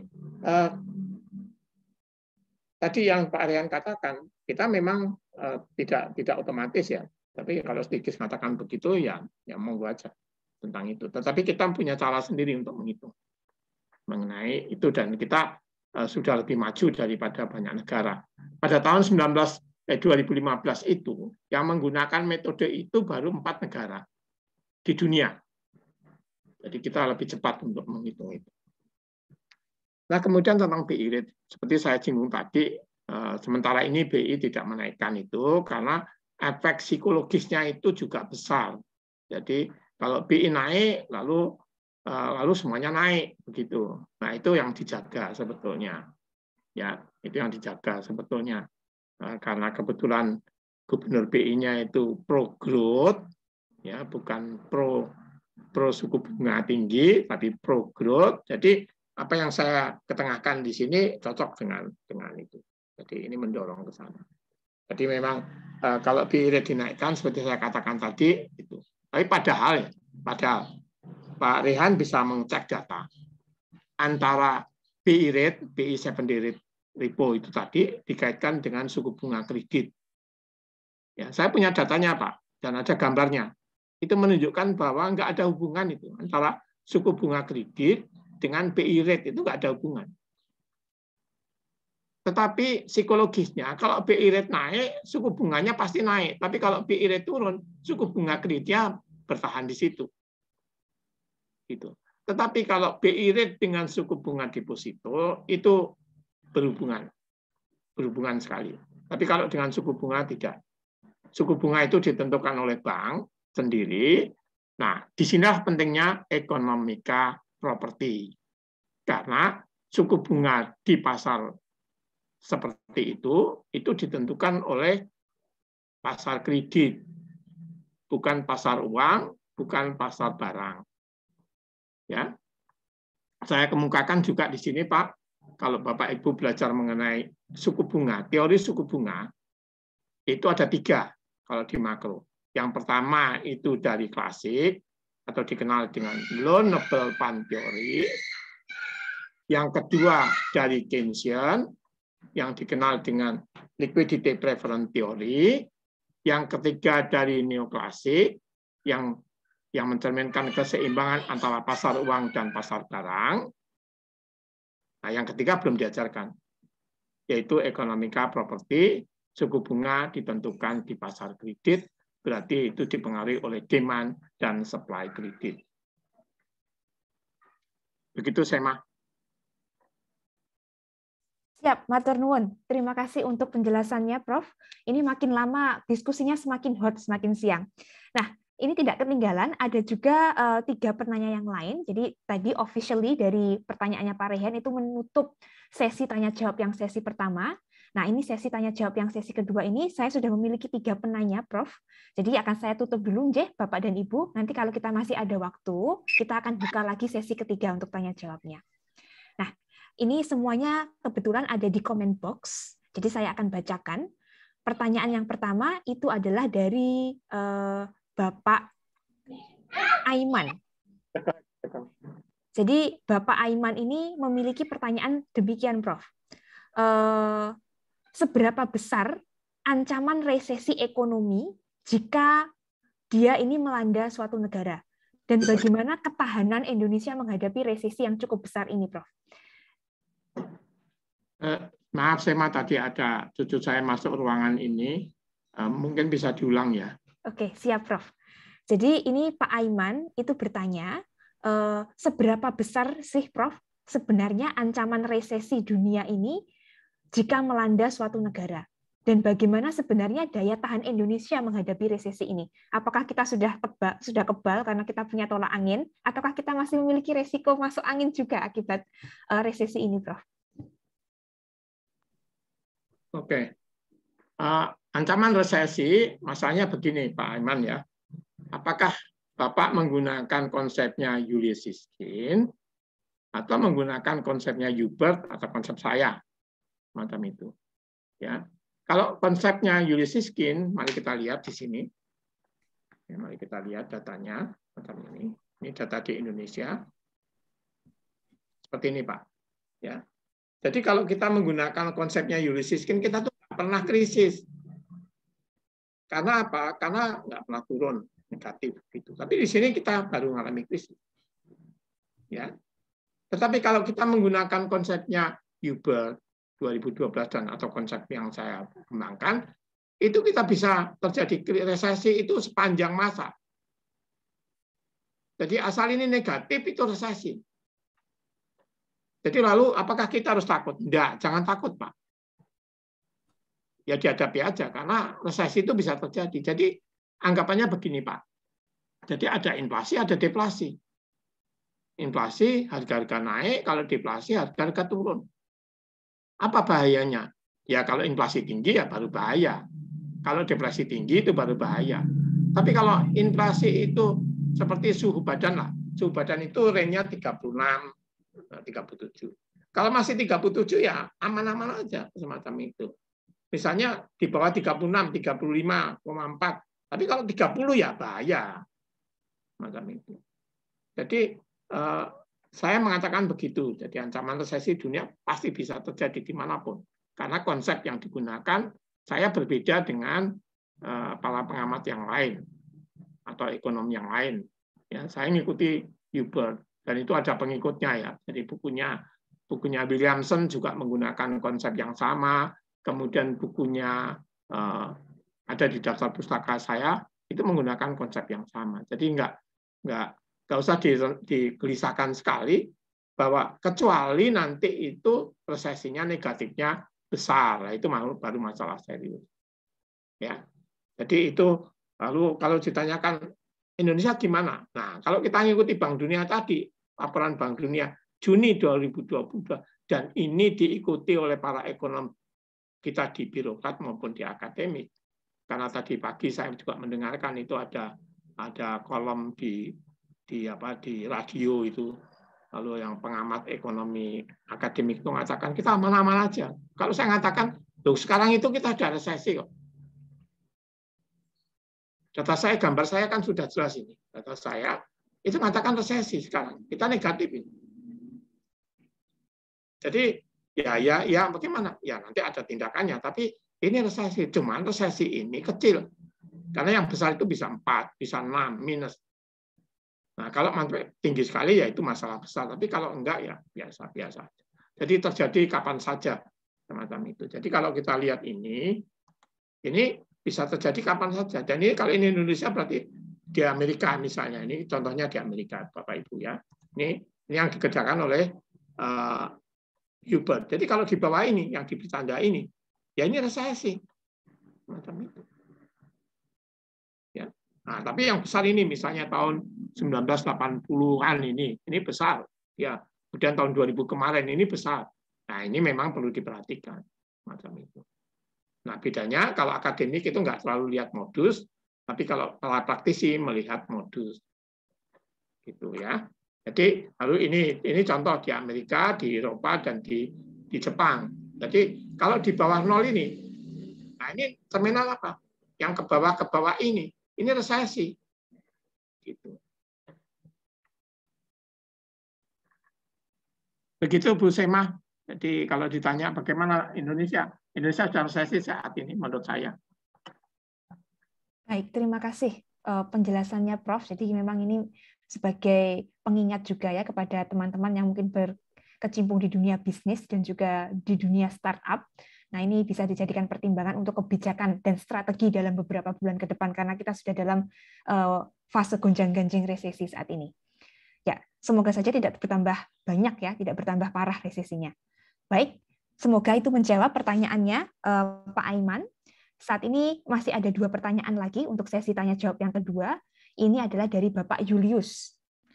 Bapak Julius ini memiliki pertanyaan, Prof. Kira-kira indikator yang digunakan untuk mengukur fluktuasi ekonomi yang akurat itu apa saja? Terima kasih.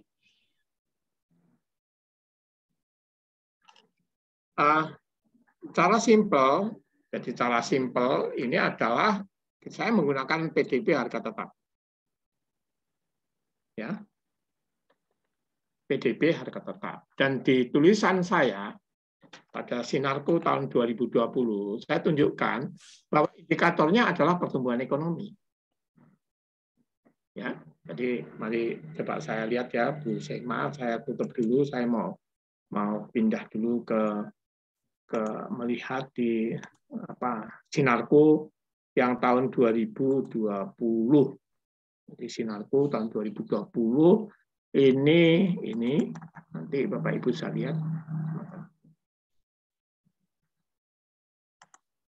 Jadi ini di Sinarku tahun 2020. Jadi Bapak Ibu bisa nanti melihat di sana juga ada macam itu. Ya.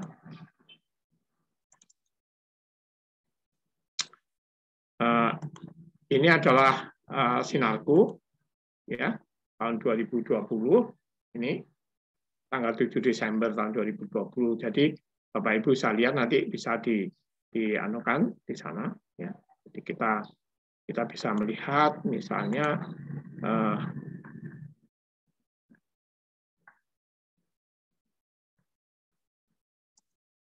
nah ini misalnya apa yang menjadi indikator untuk fluktuasi ekonomi? Ini pertanyaannya Pak Julius. Ya, caranya gimana? Ini salah satu cara. Jadi kalau ingin lengkap ya kita harus ada kursus sendiri Bu Sema. Ya, bagaimana kita main-main dengan cara ini. Ya, jadi ini caranya gimana? Jadi ini bisa dilihat di sini. Ini adalah fluktuasi ekonomi dan pertumbuhan ekonomi dihitung dengan HP filter. Ya, jadi ini semacam ini. Kemudian kita cari apa indikatornya. Nah, misalnya kalau pertumbuhan ekonomi saya ambil T-1. Tapi fluktuasinya ekonomi T. Lalu digambar lagi, hasilnya semacam ini. Oh, ini lebih baik dibandingkan ini. Jadi gambarnya itu lebih mendekati yang ini. Jadi ini lebih baik. Nah, kalau ini lebih baik artinya apa? Pertumbuhan ekonomi yang masa lalu itu menjadi indikator pemandu dari fluktuasi ekonomi. Gitu kira-kira. Ya. Lalu apa saja? Oh, banyak Pak ini kalau diteruskan, tapi ini contoh saja untuk melihat. Jadi kita menggunakan fluktuasi ekonomi untuk melihat itu. Nah, coba ya saya lihatnya ya. Nah, ini lalu pertanyaan tadi yang diajukan oleh Pak siapa ya? Pak Rehan atau Pak Dipya. Ini contoh lah. Jadi ini contoh ya. Ini adalah pertumbuhan ekonomi Cina yang tadi saya kemukakan. Ini pertumbuhan ekonomi Eropa. Kemudian ini pertumbuhan ekonomi ini Cina dan Eropa. Kita bisa macam-macam. Nah, tadi waktu saya cerita pakai menstruasi, maaf Bapak Ibu sekali lagi, ini kan orang itu punya menstruasi semacam ini kalau digambar. Ya. Nah, kalau ini berarti lebih bagus. Ini Indonesia dengan Cina. Ini gambarnya mepet, bagus kan? Indonesia dan Cina. Nah, saya belum mengatakan mana yang jadi pemandu, Indonesia atau Cina, tinggal menggeser aja. Semacam itu. Tapi ini mepet. Bandingkan dengan Eropa. Ini Eropa. Perilakunya beda banget ini. Jadi yang merah itu Eropa, yang biru ini Indonesia. Semacam itu. Bandingkan dengan Cina. Ini lebih dekat. Jadi kalau dipakai indikator, ya Cina lebih dekat ke kita daripada Eropa, kan begitu kira-kira. Ya. Jadi ini contohnya semacam itu. Jadi kalau bicara indikator untuk riset saya yang kami lakukan semacam itu. Jadi kita menggunakan PDB, harga sebelum pertumbuhan ekonomi lebih awal satu periode dibandingkan dengan fluktuasi ekonomi periode yang sama, periode sekarang. Itu kita bisa lalu kita kan sebetulnya kita bisa harus belajar tentang dari tadi ya. Jadi misalnya tadi ada yang tanya tentang suku bunga 7D Pak Ditya. Ini kebetulan saya buka ini. Jadi ini adalah suku bunga kredit. Ini data sampai 2019 ya. Ini tinggal memperbarui saja. Kemudian ini yang hitam ini suku bunga BI. Kemudian yang biru ini suku bunga deposito. Ini suku bunga kredit, itu perilakunya berbeda ini dengan suku bunga BI rate. Nah, jadi ini kalau antara suku bunga deposito dengan suku bunga BI rate itu ada kesamaannya. Tapi kalau ini ada ini binatang yang berbeda dengan BI rate. Gitu kira-kira semacam ini ya. Jadi ini contoh yang tadi kebetulan saya bisa mendapatkan hasil itu, jadi sekaligus untuk menjawab sebelumnya. Baik, terima kasih untuk penjelasannya, luar biasa Prof. Ins. Nah, ini ada pertanyaan yang ketiga, ini adalah dari Bapak Agung Listiadi. Pak Agung ini pertanyaannya adalah mengenai gonjang-ganjing harga pangan, Prof. Jadi ini kan akhir-akhir ini ada, mohon izin tanya, bagaimana menjaga inflasi kelompok bahan pangan bergejolak atau volatile food, seperti minyak goreng misalnya, cabai, bawang, dan segala kebutuhan dapur. Sementara statement pemerintah ini pasokan aman, Prof. Ini apa yang salah dan siapa yang salah? Bagaimanakah adanya asymmetric information ini bisa mempengaruhi misalnya kepercayaan pemerintah, kepercayaan masyarakat pada pemerintah, Prof? Oke, Bu Sehma. Saya punya pengalaman. Jadi Pak Agung, saya punya pengalaman membantu BI di Jawa Tengah, di Jawa Timur, kemudian di Kalimantan untuk menghitung inflasi. Ya. Dan saya tahu bahwa dari pengalaman itu, saya tahu bahwa inflasi di Jawa itu dan luar Jawa itu beda dengan inflasi yang ada di Jawa atau inflasi nasional. Yang pertama itu, bahwa itu berbeda. Ya, jadi bagaimana tadi Pak Agung tanya, karena komponen makanan itu tinggi. Jadi kalau bagaimana kita menjaga? Jawabannya gampang. Ya, persentase komponen makanan itu dikurangi. Nanti kan nggak tinggi inflasinya. Nah, tapi kan BPS itu ngikut aja. Itu persentasenya 30%. Jadi kalau ada gejolak sedikit saja tentang komponen bahan makanan, itu reaksinya ke inflasi tinggi. Ya. Tetapi apa tidak ada pengaruh inflasi karena adanya pembangunan jalan? Padahal teorinya itu kalau orang ekonomi mengatakan teorinya kalau transportasi jadi lancar itu harga jadi murah. Semacam itu.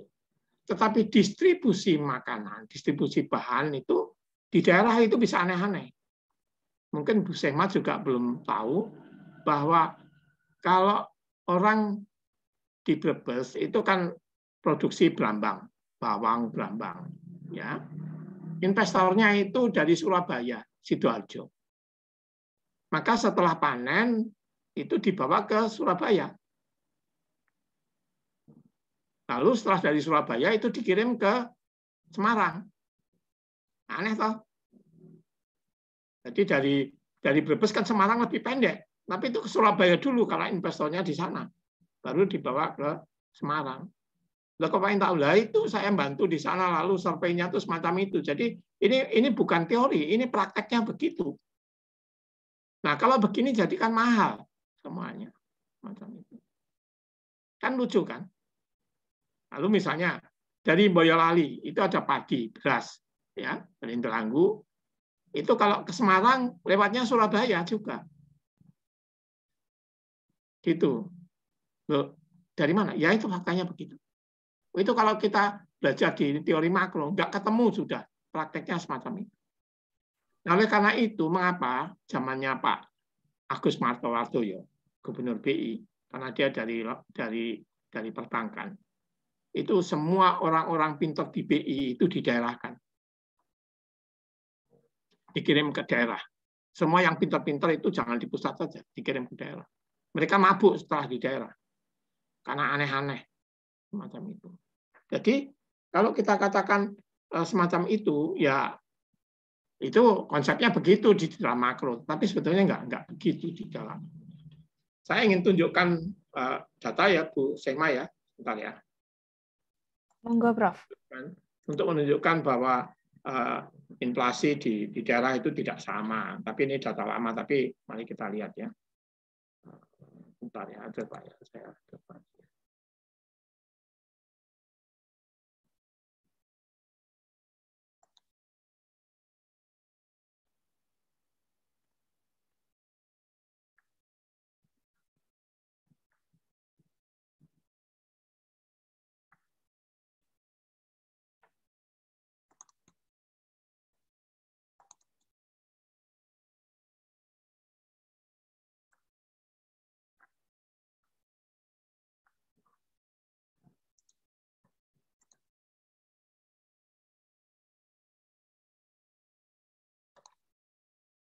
Ya, ini kan kaget juga.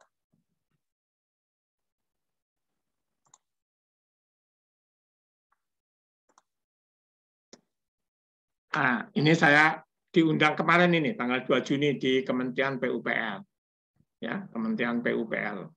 PU Pembangunan Pekerjaan Umum dan Perumahan. Di situ saya diundang ke sana untuk memberikan penjelasan tentang pengaruh dari infrastruktur yang dibangun oleh PUPR itu terhadap inflasi.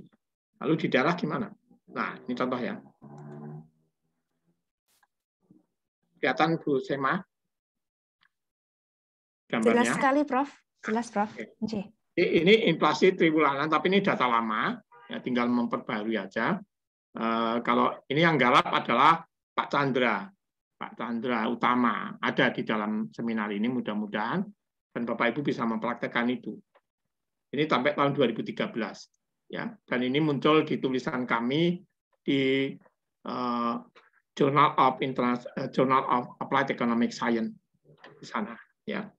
Ini adalah inflasi Jakarta dan nasional. Jadi yang hitam itu nasional, ini Jakarta. Kemudian ini Jabar dan Jatim. Nah, bisa dilihat di situ. Yang hitam ini nasional, ya.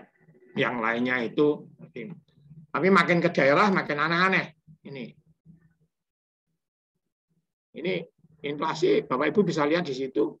Yang hitam ini yang nasional. Kemudian ini yang hitam yang nasional. Yang ini yang lain-lain itu. Yang lain-lain itu di masing-masing daerah. Kemudian ini adalah tambah lain. Semakin jauh dari Jakarta semakin aneh-aneh. Jadi apa artinya? Kalau kita mengajarkan inflasi kepada mahasiswa, ya hati-hati di situ. Karena di daerah itu menghadapi hal yang berbeda. Semacam itu. Jadi kalau misalnya Pak Agung tadi ada gonjang-ganjing bahan baku, ya Pak, memang begitu. Harusnya itu diperhatikan itu.